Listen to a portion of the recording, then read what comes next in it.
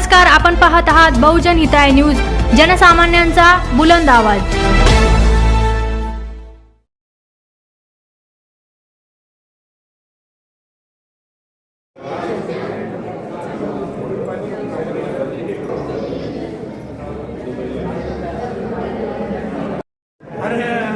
क्रमांक आहे 90 49 37 34 58 9049373458। धन्यवाद।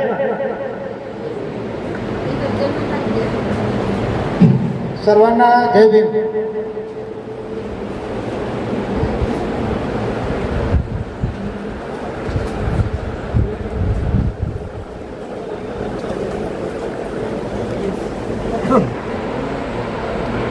रुचिताचे आई वडील आलेले आहेत। जय भीम।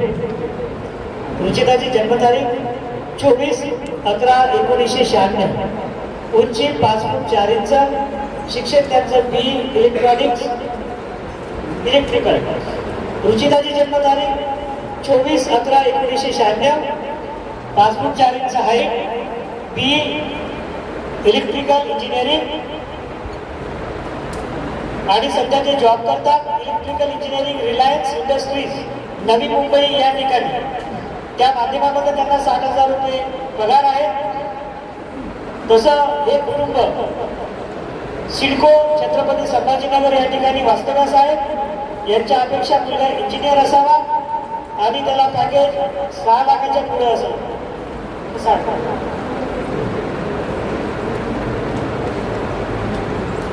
अच्छा, त्या अपेक्षित साधारण 1 लाखाच्या पुढे 12 लाखाच्या पुढे पॅकेज असावं आणि मंगल परिणय पुण्यामध्ये क्रायटेरिया असतो आहे, मुलगा कॅन्डिडेट असेल तर त्याला 12 लाखाच्या पुढे पॅकेज असावं। म्हणजे मुलीचा स्ट्रगल मागायला तिथे गेल्यानंतर लिव्हिंग स्टँडर्ड मॅनेज करण्यासाठी तिला स्ट्रगल करावं लागत नाही, या अनुषंगाने तो क्रायटेरिया ठेवलेला आहे। नाही तर काही ठिकाणी आई वडिलांकडे असताना मुलाला नोकरी करावंच लागते, तिकडे गेल्यावरही करावंच लागते। या अनुषंगाने वाजवी अपेक्षा आहे। याचा कॉन्टॅक्ट नंबर नोट डाऊन करावा, 94 20 26 40 30। धन्यवाद। रिपीट 9420264030। थँक्यू। दादा जाधव प्रॉपर आवडमध्ये राहतो। माझी मुलगी अपूर्वा अंकुश जाधव या आमच्या मिसेस आहे। तिचा जन्म 2002 मधला आहे। तिने 2002 मधला 2000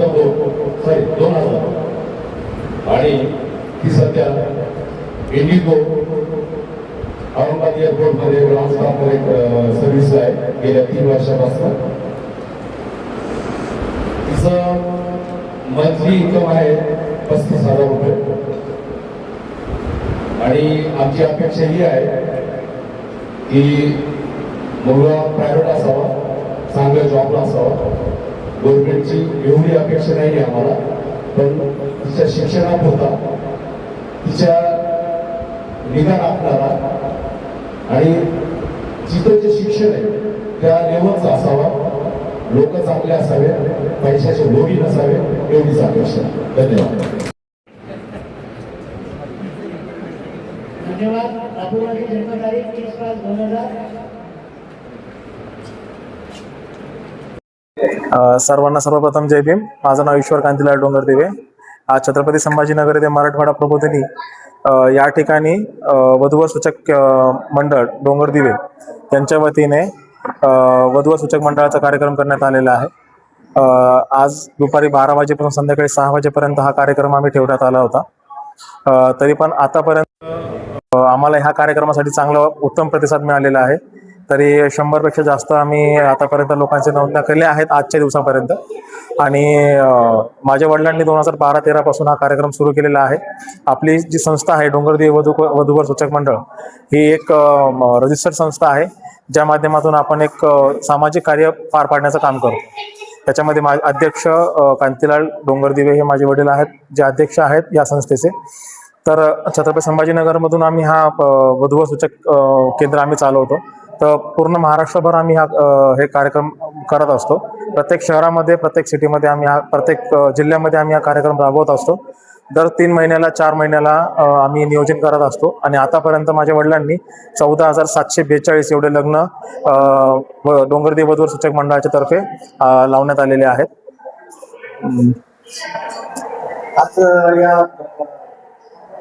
आजच्या कार्यक्रमाला कुठून लोक आले? सर तसं तर आपण पूर्ण महाराष्ट्रभर आपण याचा प्रचार केलेला असतो.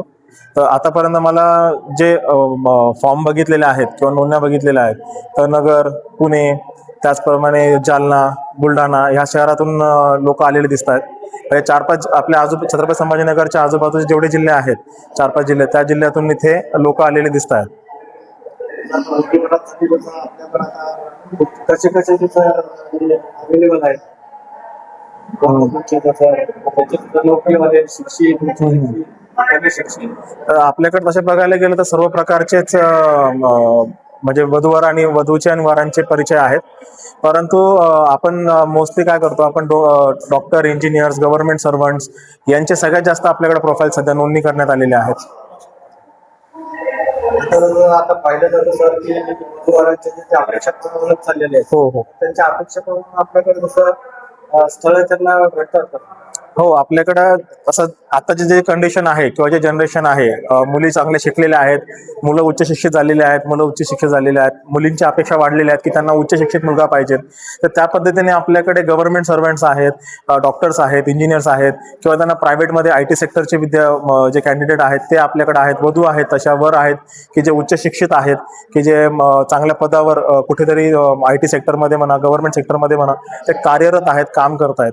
असे प्रोफाईल माझ्या वडिलांनी एक 10 ते 15 वर्षाच्या कालावधीमध्ये तेवढे प्रोफाईल आपल्याकडे जमा झालेले आहेत की जेणेकरून जे पण इच्छा आहेत लोकांच्या, जशा अपेक्षा आहेत, त्या कुठे आपल्याकडून कमी पडायला नको की त्यांना आपण मदत करता आली नाही पाहिजे, की अशा होऊ नये यासाठी पप्पांनी अत्यंत काम केलेलं आहे. या समाजकार्यामध्ये खूप काम केलेलं आहे.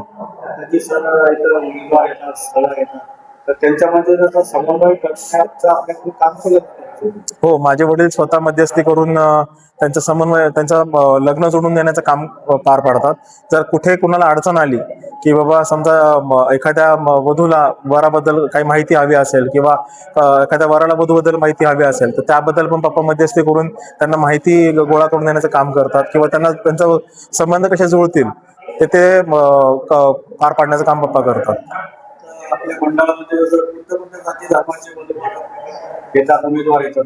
तसं तर बघायला गेलं तर आपलं जाती धर्म समभाव ह्या पद्धतीचंच काम आहे. त्याच्यामुळे आपण सर्व जातीचे लग्न जुळवण्याचं काम करतो. सर, लोकांना जर आपल्याशी संपर्क करायचा असेल तर त्याच्यासाठी काय ॲड्रेस, पत्ता, संपर्क? तसं तर आपलं जो माझं ऑफिस जे आहे डोंगरदेव वधूवर सूचक मंडळाचं, ते संजयनगर, मुकुंदवाडी, सिडको N2, छत्रपती संभाजीनगर इथून आम्ही ऑपरेट करतो. आणि त्याचे अध्यक्ष कांतीलाल अंबादासराव डोंगरदिवे हे आहेत. त्यांचा मोबाईल नंबर मी तुम्हाला सांगू इच्छितो की 9881 950 754. या कार्यक्रमाच्या माध्यमातून आपण वधूवर आहे, त्यांचे पालक आहे, त्यांना काय संदेश देणार? जे वधूवराचे पालक आहेत त्यांना जर एक संदेश देण्याचं जर बघितलं तर, ज्या अपेक्षा तुम्ही वाढवतायत की मुलाला समजा नोकरी गव्हर्नमेंटच पाहिजे किंवा मुलाकडे गाडी बंगलाच पाहिजे, तर अशा अपेक्षा एखादा मुलगा कोणीही असो तर तो तात्काळ त्या गोष्टी अचीव नाही करू शकत. त्याला त्या काळात द्यावा लागतो, वेळ द्यावा लागतो. आणि तो जर वेळ द्यायला गेला तर मुलाचे वय किंवा मुलीचे वय हे वाढत जाते आणि त्यावेळेला त्यांना अपेक्षेनुसार मुलगा किंवा मुलगी त्यांना भेटत नाही. तर आपण कुठेतरी ऍडजस्टमेंट केली पाहिजे एखाद्या गोष्टीमध्ये. ठीक आहे, मुलगा नोकरीला असेल तर आपण त्याचा घरामध्ये ऍडजस्ट करू शकतो, किंवा मुलगी चांगली उच्च शिक्षित असेल तर तिला जर जॉब नसेल तर आपण ते कुठेतरी एका साईडला त्याचा ऍडजस्टमेंट करू शकतो की बाबा जॉब नाही पण आज न उद्या लागेलच. तर ह्या पद्धतीने आपण कुठे ना कुठे काही ना काही ऍडजस्टमेंट केली पाहिजे. जर तुम्ही ऍडजस्टमेंट नाही केली तर मुलाचे आणि मुलीचे वय वाढणार झाले आणि त्यामुळे मग पुढे चालून तसं बेरोजगारी आहे, तर त्याच पद्धतीने मुलं पण अविवाहित राहण्याचं प्रमाण वाढेल. माझं नाव ईश्वर कांतीलाल डोंगरदेव.